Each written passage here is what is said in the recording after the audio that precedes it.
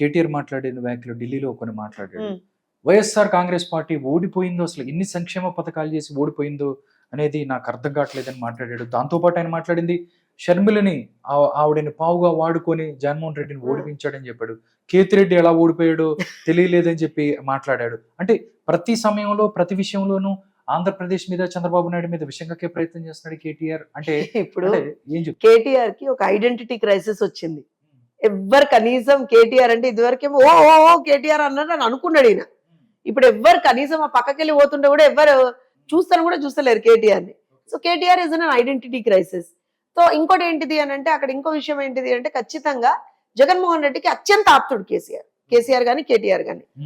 వీళ్ళు ఏం చేశారు అని అంటే ఒక రకంగా నేను మళ్ళీ చెప్తున్నా, ఆంధ్రప్రదేశ్ నాశనం అవ్వాలి అని వీళ్ళు కోరుకున్నారు.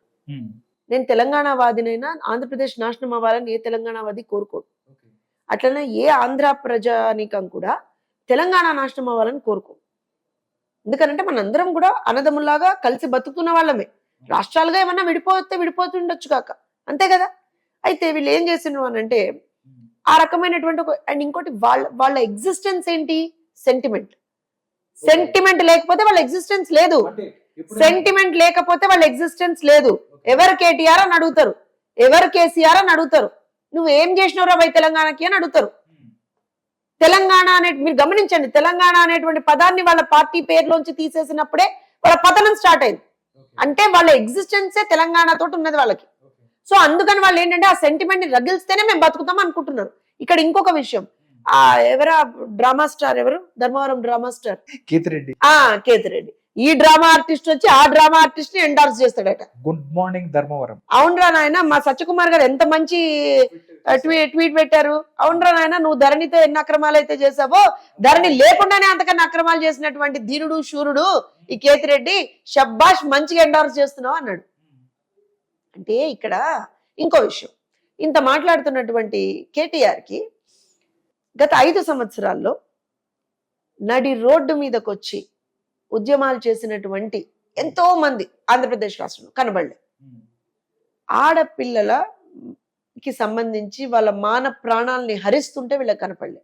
అమరావతి రైతులు, ముఖ్యంగా మహిళా రైతులు, మాకు న్యాయం చేయండి అని రోడ్ల మీదకి వస్తే వాళ్ళని ఏ రకంగా కడుపులలో తన్ని వాళ్ళని ఏ రకంగా హింస పెట్టారు అనేటువంటిది వీళ్ళకి కనపడలే. ఒక దళిత డాక్టర్ని అన్యాయంగా అక్రమంగా ఒక మాస్క్ అడిగినటువంటి పాపానికి ప్రాణాలు తీసేస్తే పెడరెక్కలు విరిచి నడి రోడ్డు మీద షర్ట్ లేకుండా, మీకు గుర్తుంది కదా ఇవన్నీ ఆంధ్రప్రదేశ్ లో జరిగినాయి, ఇవన్నీ కేటీఆర్ కనపడలేదు. అవన్నీ చాలా బ్రహ్మాండమైనటువంటి ఒక పాలనట. అంటే ఏమైపోయింది అని అంటే కేటీఆర్ కి వాళ్ళ రోజున తను ఓడిపోయింది ప్లస్ తన దోస్తు కూడా ఓడిపోయింది. రెండు కూడా మింగుడు పడతలు. First thing. ఇంకోటి మింగుడు పడక ఏంటిది అని అంటే ఒక్కొక్క ఫ్రస్ట్రేషన్ తో కూడినటువంటి ఒక్కొక్క వింత సైకాలజీలోకి వెళ్ళిపోయాడు. ఆ వింత సైకాలజీ, ఎందుకంటే జగన్మోహన్ రెడ్డి కంటే వింత సైకాలజీ ఉందని మనకి తెలుసు. మరి వాళ్ళ కేటీఆర్ ఏమైనా సావాస దోషం వల్ల కేటీఆర్ కూడా వచ్చిందేమో నాకు తెలియదు. వీళ్ళ వింత సైకాలజీలోకి వెళ్ళిపోయి ఎంతసేపు కూడా అయ్యో జగన్ గెలవలే, అయ్యో జగన్ గెలవలే అంటాడు. అరే నాయన, జగన్మోహన్ రెడ్డికి నువ్వే మోదార్పు యాత్ర చేస్తావు, వదిలేసాయి. అక్కడ నీ చెల్లి అరెస్ట్ అయ్యి 4 నెలలు అవుతున్నది, ఆల్మోస్ట్ 3.5-4 నెలలు అవుతున్నది. నీ చెల్లి అరెస్ట్ అయ్యి నీకు అప్పుడు ఆశ్చర్యమేలే. ఇన్నిసార్లు కూడా కనీసం ఆమెకు బెయిల్ వస్తలే, అప్పుడు ఆశ్చర్యమేలే. కనీసం నీ పార్టీకి ఒక్క ఎంపీ సీటు కూడా రాలే, అప్పుడు నీకు ఆశ్చర్యమేలే.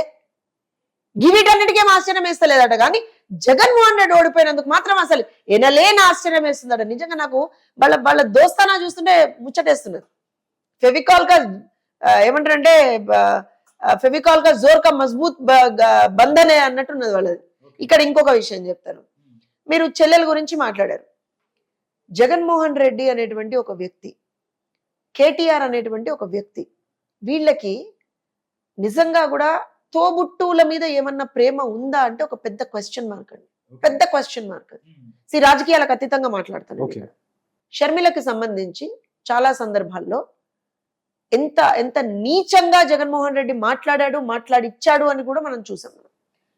ఒక మహానుభావుడు అంటే జగన్మోహన్ రెడ్డి ఏమో సొంత చెల్లిని గోడకేసి తల బాది బయటకు పంపించేస్తాడు. ఒక రకంగా నేను నీకు ఆస్తిలో భాగం కూడా ఇవ్వను అని చెప్పి, చిల్లి గవ్వ ఇవ్వను అని చెప్పి, రైట్, నీకు రాజకీయంలో నేను భాగస్వామిగా చేసుకోను, ఆస్తిలో నీకు భాగం ఇయ్యను, ఏమి ఇవ్వను అని చెప్పి బయటకు దోసేస్తాడు ఒక మహానుభావుడు.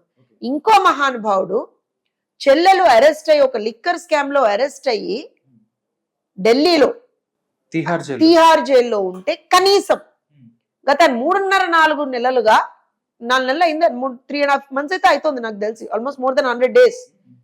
కనీసం నాకు తెలిసి ఒకసారో 2 సార్లు ములాఖాత్కి పోయాడు. కనీసం ములాఖాత్ చేయడానికి కూడా నీకు మనసు ఒప్పుతలేదు, కనీసం ములాఖాత్ చేయడానికి. బాబు అయితే అసలు వెళ్ళలేదు. అంటే వీళ్ళ మనస్తత్వాలు నేను చెప్తున్నా. ఆడబిడ్డ కష్టంలో ఉంటే వదిలేస్తారా నువ్వు? ఆడబిడ్డ కష్టంలో ఉంటే వదిలేస్తావా? అదే నా తెలంగాణ లక్షణము. అంటే ఏంటి, తప్పు చేసిందని నువ్వు ఒప్పుకుంటున్నావా? ఎందుకు ఇవాళ రోజున వీళ్ళు కవితను వదిలేసిన ఒక రకంగా? అంటే నేను ఇక్కడ రాజకీయాలకు అతీతంగా మాట్లాడుతూ నేను ఐ బిలీవ్ డెఫినెట్ గా తను తప్పు చేసింది కాబట్టే తన మీద యాక్షన్ తీసుకుంటున్నారు. That is a different story all together. కానీ ఒక అన్నగా నువ్వు చేయాల్సినటువంటి బాధ్యతను కూడా నువ్వు చేయలేదే ఇవాళ రోజున. వీళ్ళు వచ్చి పక్కన వాళ్ళకి నీతులు చెప్తారా? ఎవడరా నాయన పావులుగా వాడుకున్నది మీరు వాడుకున్నారు. తెలంగాణ ప్రజల యొక్క సెంటిమెంట్ ని, తెలంగాణ ప్రజల యొక్క మనోభావాల్ని పావులుగా వాడుకొని 10 సంవత్సరాలకు వెళ్ళి పబ్బం గడుపుతున్నారు. అంటే తెలంగాణ అంటే వీళ్ళే అన్నట్టు. అట్లా కాదు కదా. ఇవాల్టి రోజున నిజంగా చెప్తున్నా నేను, ఇవాల్టి రోజున విద్యార్థులు, నిరుద్యోగులు, రైతులు, మహిళలు, వ్యాపారస్తులు ప్రతి ఒక్కళ్ళు కూడా మాకు మార్పు కావాలి అనుకున్నారు. అందుకనే కదా ప్రజలు నేను తిరస్కరించారు. ఇంకొకటి ఏం జరిగింది, నాకు ఆంధ్రాలో ఎందుకు నా రాష్ట్రంలో, నీ రాష్ట్రమా? ప్రతి రాష్ట్రంలో ఎంతో మంది వేరే రాష్ట్రాల నుంచి వచ్చి బతుకుతారు, వేరే దేశాల నుంచి కూడా వచ్చి బతుకుతుంటారు, రైట్? సో వాళ్ళకి ఏదైనా ఇబ్బంది ఉంటే వాళ్ళ ఇబ్బందిని ఎక్స్ప్రెస్ చేసుకునేటువంటి ఒక ఫ్రీడమ్ అనేటువంటిది ప్రతి రాష్ట్రంలో ఉంటుంది. ఉమ్మడి ఆంధ్రప్రదేశ్లో కూడా తెలంగాణ ఉద్యమాని కోసం మనం పోరాటం చేస్తున్నప్పుడు హైటెక్ సిటీ ఎదురుగుండా రోడ్డు మీద వంట వార్పు పెట్టుకున్నాం. మర్చిపోయిందా కేటీఆర్? అదే ప్రాంతంలో చంద్రబాబు నాయుడు గారికి మద్దతుగా ఆయన ద్వారా బెనిఫిట్ పొందినటువంటి ఐటీ ఉద్యోగులు కొంతమంది మేము ధర్నా చేస్తాము, మేము ఒక ప్రొసెషన్ చేస్తాము అని అంటే హైదరాబాద్ లో ఎట్లలో చేస్తావు అన్నారు. విజయవాడ పెట్టుకో, ఆ రాష్ట్రంలో ఈ రాష్ట్రంలో ఎందుకు అన్నాడు. ఇవన్నీ మీరనే మాటలు ఒక ఎత్తు అయితే, ఆ రాష్ట్రంలో ఈ రాష్ట్రంలో ఎందుకు అన్నాడు. మరి ఇప్పుడు నువ్వు ఢిల్లీలో కూర్చొని ఆంధ్రప్రదేశ్ లో నీకెందుకు నాయన? నీకెందుకు చెప్పు? కేతిరెడ్డి ఓడిపోతే నీకెందుకు? జగన్మోహన్ రెడ్డి ఓడిపోతే నీకెందుకు? అసలు వైఎస్ఆర్సీపీ ఎగ్జిస్టెన్స్ గా లేకపోతేనే నీకెందుకంత బాధ అవుతున్నది? నీకెందుకంత బాధ అవుతున్నది? నువ్వు అప్పుడేమో లొల్లొద్దన్నావు కదా, మరి నీకెందుకు ఇవాళ రోజున? నువ్వు చూసినావు ఆంధ్రాలో పరిస్థితి ఎట్లున్నాయో? నువ్వు ఆ ప్రజలు పడ్డటువంటి బాధలు నువ్వేమన్నా ఎక్స్పీరియన్స్ చేసినావా? నీ పార్టీ అక్కడ ఉంటే కనీసం అక్కడ జరుగుతున్నటువంటి అన్యాయాల మీద ఏ ఒక్క రోజున నీ పార్టీ మాట్లాడలే. పెట్టిండు కదా, అక్కడ కూడా పార్టీ పెట్టిండు కదా. కానీ అదే తెలుగుదేశం పార్టీ వరకు వచ్చేటప్పటికి గత 10 సంవత్సరాలుగా ఇక్కడ ఏ రకంగా ఎక్కడ ఎవరు అన్యాయం చేసినా సరే మేము వెళ్ళి పోరాడుతున్నామా లేదా? నేను మీకు ఇప్పుడే ఎగ్జాంపుల్స్ చెప్పిన, ఉమెన్ కమిషన్ దగ్గర నుంచి, నేరేళ్ల బాధితుల దగ్గర నుంచి ప్రతిదీ మీకు ఎగ్జాంపుల్ చెప్పిన.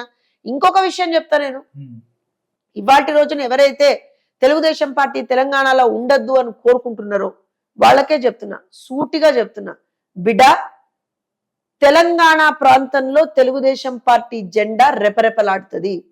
దమ్ముంటే ఆపుకోండి.